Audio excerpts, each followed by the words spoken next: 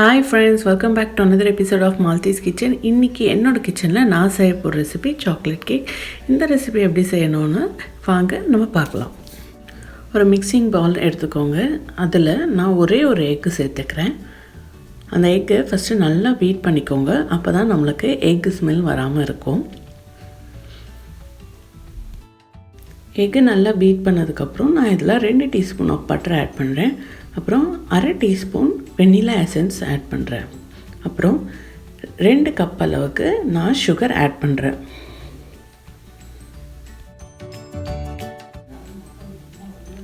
இப்போது நம்ம இதை நல்லா பீட் பண்ணிப்போம். பாருங்கள், இந்த மாதிரி க்ரீமி கன்சிஸ்டன்சி வரணும். நான் இதை 10 to 15 மினிட்ஸ் அளவுக்கு பீட் பண்ணேன். அப்போ தான் நம்மளுக்கு இந்த மாதிரி ஒரு கன்சிஸ்டன்சி வரும். இப்போது இந்த பீட் பண்ண மிக்சர் கூட நான் 2 கப் அளவுக்கு மைதா ஆட் பண்ணிக்கிறேன். மைதாவை சேவ் பண்ணி போட்டுக்கோங்க.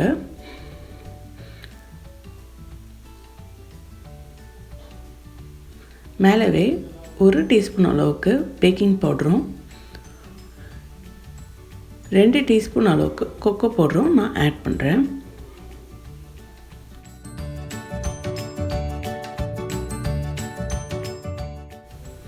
இப்போது இதை நல்லா நம்ம இப்படி சீவ் பண்ணிப்போம்.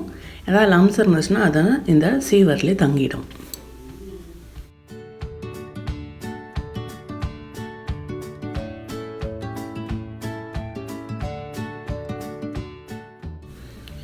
இப்போது நம்ம இதை நல்லா மிக்ஸ் பண்ணி விட்டுருவோம். நான் மிக்ஸ் பண்ணுறதுக்கு 1 கப் அளவுக்கு பால் ஆட் பண்ணியிருக்கேன்.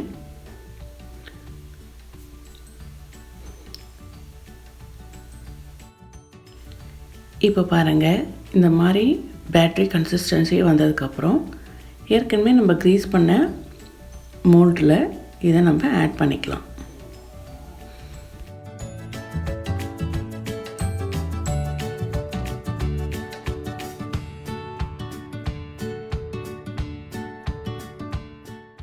இப்போ நல்லா அந்த கேக் அடியில் செட்டில் ஆகணும். அதனால் நல்லா இந்த மாதிரி தட்டி விடுங்க எல்லா பக்கமும்.